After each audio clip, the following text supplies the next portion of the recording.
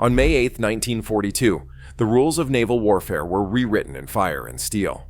In the world's first ever battle fought between aircraft carriers, the USS Lexington, a vessel that defined American naval innovation, was struck, racked by internal explosions, and abandoned to the depths of the Coral Sea. For 75 years, her exact location remained a protected secret, a steel tomb lost to the crushing dark. Now that secret has been uncovered. The discovery of the wreck 2 miles down has not just answered where she is, it has opened a new chapter in her story. What does this wreck, frozen in time, reveal about the chaos of that revolutionary battle? And how does a vessel, perfectly preserved in the abyss, change our understanding of the Pacific War? What we are about to show you rewrites naval history as we know it. The Lady Lex, as seen by modern remotely operated vehicles, tells a far different story than the sanitized military reports. The wreckage pattern is chaotic. Aircraft scattered across miles of seafloor in disorganized abandon. Nothing like the controlled evacuation described in official accounts. The hull, lying in pristine condition under immense pressure, bears witness to catastrophic internal explosions that dwarfed anything admitted in naval reports. Blast patterns indicate that the Lexington was not just damaged. She was literally torn apart from within. This is not just another shipwreck. This is an unedited historical document that naval authorities could not sanitize. For the first time, we can see exactly how terrifying and revolutionary carrier warfare truly was in those early desperate days of the Pacific War. The USS Lexington's story begins, not as an aircraft carrier, but as something else entirely. In 1922, as nations reeled from the devastation of World War I, the Washington Naval Treaty forced radical changes to American shipbuilding. The Lexington, originally designed as a battlecruiser, was suddenly obsolete before her keel was even laid. Rather than scrap her entirely, naval visionaries made an audacious gamble. They converted this massive hull into an entirely new type of warship, an aircraft carrier on a scale never before attempted. The transformation was nothing short of revolutionary. At 888 feet long, with a displacement of over 36,000 tons, Lady Lex dwarfed every carrier that came before her. But her true innovation lay beneath her wooden flight deck. Engineers installed an experimental turboelectric drive system, technology so advanced that no other navy would attempt it for decades. This was not just a ship, it was a floating laboratory. The Lexington could generate enough electrical power to run the entire city of Chicago. Her propulsion system, with no direct connection between engines and propellers, gave her unprecedented acceleration and maneuverability for a vessel her size. When commissioned in 1927, Lady Lex represented the most expensive naval experiment in American history. A gamble of $45 million on an unproven concept of warfare. For over a decade, her crews developed the tactics and procedures that would define carrier operations. They pioneered night landings, mass aerial attacks, and complex flight deck choreography that modern carriers still use today. Without rulebooks or precedent, they wrote naval aviation doctrine through trial, error, and occasional disaster. By 1941, with war clouds gathering across the Pacific, Lady Lex had evolved from experiment to America's primary naval striking arm. Yet despite her impressive capabilities, she remained fundamentally flawed in ways that would not become apparent until her final battle. As Japanese expansion accelerated across the Pacific, American strategists realized with growing alarm that carrier warfare would define the coming conflict. The Imperial Japanese Navy had studied carrier operations even more intensively than the Americans, developing specialized aircraft and tactics specifically for naval warfare. By early 1942, the strategic situation had grown desperate. Japan's lightning conquest of the Dutch East Indies had secured vital oil resources and created a defensive perimeter stretching thousands of miles. Only Australia remained as a viable Allied stronghold in the region, and Japanese planners aimed to isolate it completely. Operation MO represented the next phase of Japanese expansion, seize Port Moresby on the southern coast of New Guinea, establishing air bases that could threaten northern Australia directly. American code breakers, having partially cracked Japanese naval communications, provided just enough warning for a response. The stakes could not have been higher when Admiral Fletcher's task force, centered around USS Lexington and USS Yorktown, moved to intercept the Japanese invasion force. What followed would be the first carrier versus carrier battle in naval history, a revolutionary moment when ships that never saw each other would fight to the death using aircraft as their only weapons. Dawn on May 8, 1942 broke clear over the Coral Sea as both American and Japanese search planes desperately sought their opponents. The vastness of the ocean made this needle in a haystack search agonizingly tense. At 8:15 in the morning, radio silence was shattered. Japanese carriers were located 175 miles to the northeast. What followed was unprecedented in naval warfare. Both sides launched massive airstrikes simultaneously, over 150 aircraft filling the skies above the Coral Sea. Pilots took off knowing they might need to find their carriers in different positions upon return, if they returned at all. The Lady Lex launched everything she had: 35 dive bombers, torpedo planes, and fighters. Her air group commander's final words before takeoff proved prophetic. Remember, the difference between a live pilot and a dead one is that the live pilot makes his hits before the other guy makes his. At 11:18 a.m., Japanese planes found the American task force. The Lexington, 4 times larger than any other ship in the formation, became the primary target. Despite throwing up a wall of anti-aircraft fire that witnesses described as turning the sky black, Lady Lex took devastating hits. 2 torpedoes struck her port side in rapid succession, followed by 3 direct bomb hits. The initial damage seemed manageable. The carrier's damage control teams, considered the best in the fleet, rushed to contain flooding and fires with remarkable efficiency. Captain Frederick Sherman radioed Admiral Fletcher that they had been hit, but they were still in business. That confidence proved tragically premature. Unknown to the crew, the torpedo hits had ruptured internal fuel lines deep within the carrier's hull. In spaces below the waterline, gasoline vapors began accumulating, deadly and virtually impossible to detect with 1942 technology. At 12:47 p.m., the first internal explosion rocked the ship. It was followed by another, then another, each more powerful than the last. What damage control teams did not realize was that they were fighting against fundamental flaws in the Lexington's design. Her electrical systems, revolutionary in 1927, were now creating sparks that ignited accumulated vapors throughout the ship. By 3:25 p.m., internal fires had reached the main aviation gasoline storage tanks. The resulting explosion literally lifted the entire flight deck, buckling steel and instantly killing dozens of men.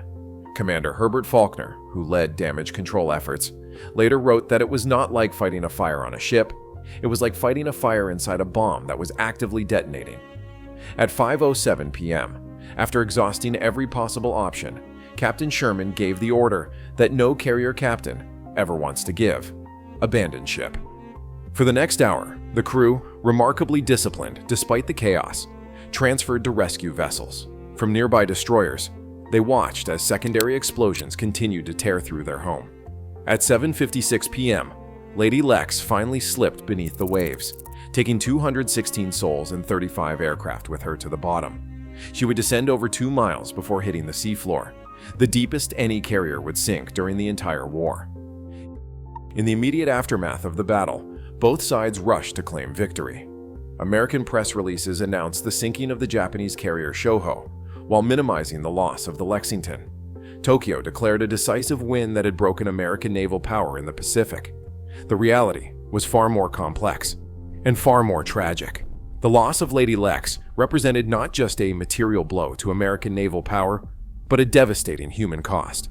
For the families of 216 men, there would be no proper burial, no gravesite to visit, just the cold notification that their loved ones were missing in action, a euphemism for lost somewhere in the vastness of the Coral Sea. What few realized at the time was how thoroughly both governments sanitized the battle reports. American censors removed details about the catastrophic internal explosions that doomed the Lexington, concerned that such information would reveal design flaws in other carriers still in service. Japanese reports similarly obscured the effectiveness of American attacks, fearing that accurate damage assessments would undermine national morale. The result was a historical blind spot, a pivotal battle whose true nature remained hidden behind veils of national security and propaganda. The exact location of the Lexington's final resting place became classified information, officially to protect the war grave from disturbance, but practically ensuring that families would have no closure for generations. As the war progressed and the Cold War followed, the story of Lady Lex faded into legend. Various private expeditions attempted to locate the wreck in the 1980s and the 1990s, but the immense depth and the vastness of the search area defeated even the most sophisticated sonar systems available. Naval historians debated what really happened during those final hours. Some argued that Captain Sherman abandoned ship prematurely. Others insisted that design flaws made the Lexington a floating bomb from the day she was commissioned. Without physical evidence, these debates remained academic exercises, theories impossible to prove or disprove. Meanwhile, the survivors aged, many taking their first-hand accounts to the grave. The families of the lost sailors watched it as other famous wrecks were discovered and documented, while Lady Lex remained hidden, her story incomplete. Everything changed in 2017 when the research vessel Petrel, funded by Microsoft co-founder Paul Allen, turned its attention to finding the Lexington. Unlike previous searches, the Petrel team had advantages that finally made the impossible possible. Their multi-beam sonar could map the seafloor in unprecedented detail. Their autonomous underwater vehicles could operate at depths that would crush a submarine. Most importantly, they had access to declassified military archives containing precise coordinates of the final battle, data that had remained secret for over 75 years. The search grid was still massive, over 400 square miles of seafloor at depths exceeding 10,000 feet. The team combined traditional sources like survivor accounts and battle logs with cutting-edge technologies like drift modeling that calculated how the carrier would have descended through complex deep ocean currents. On March 4, 2018, the Petrel sonar detected an unmistakable silhouette on the seafloor, a massive elongated object with the distinct outline of a flight deck.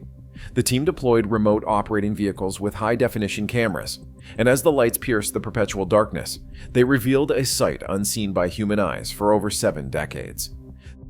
The Lady Lex was lying upright on the seafloor, her hull remarkably intact. The cold, oxygen-poor water at that depth had preserved her in ways that astounded marine archaeologists. Her wooden flight deck had long since disintegrated, but her island structure, gun emplacements, and even her massive funnel remained clearly recognizable. Most haunting were the aircraft. Scattered across the nearby seafloor were the remnants of at least 20 planes, dauntless dive bombers and Wildcat fighters still bearing their Navy markings. Some appeared to have been pushed overboard during the abandonment, while others had broken free as the carrier made her final plunge.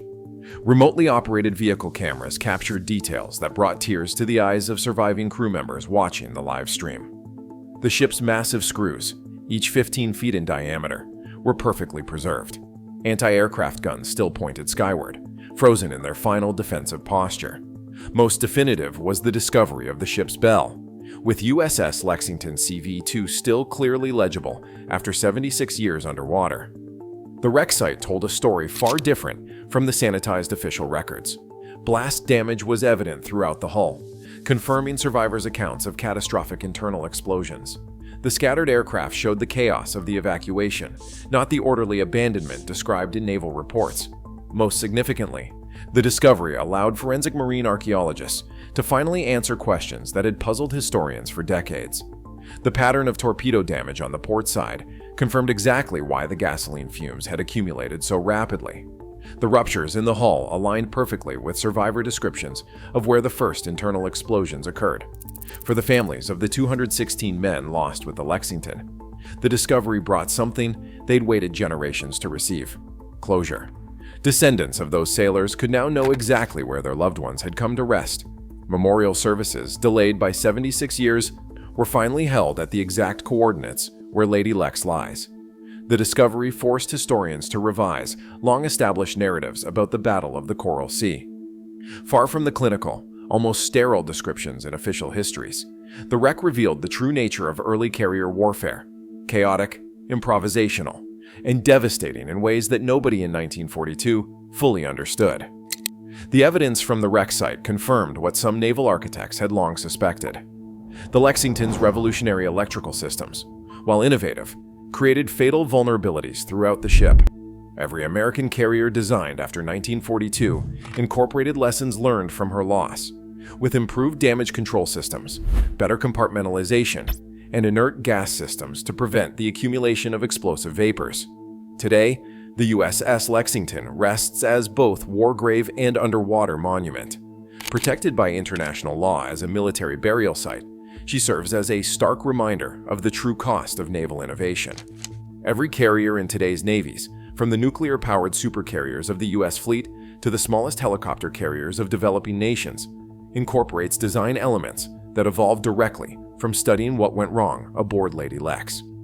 The wreck also stands as testimony to technological progress. A ship that represented the cutting edge of the 1920s engineering was found using technology that would have seemed like science fiction to her builders.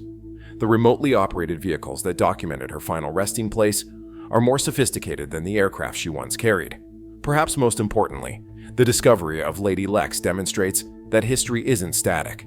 It evolves as new evidence emerges. The steel tomb that held its secrets for 3/4 of a century has become a time capsule, preserving not just a ship, but a pivotal moment when the nature of naval warfare changed forever. The USS Lexington was more than just a carrier. She was an experiment, a pioneer, and ultimately a sacrifice that helped shape the outcome of the Pacific War. In finding her, we have not just located a lost ship, we have recovered a crucial piece of the story that shaped the world we live in today. If you've been captivated by the Lexington story, this is just the beginning of what we explore here at Ocean Attacks. Hit that subscribe button and notification bell to join us on our next deep-sea adventure. Our team is currently mapping several other Pacific War wrecks that could rewrite history books. Want early access to our findings? Check out our Patreon link below. The ocean's greatest secrets are still waiting to be discovered, and we're diving in deep.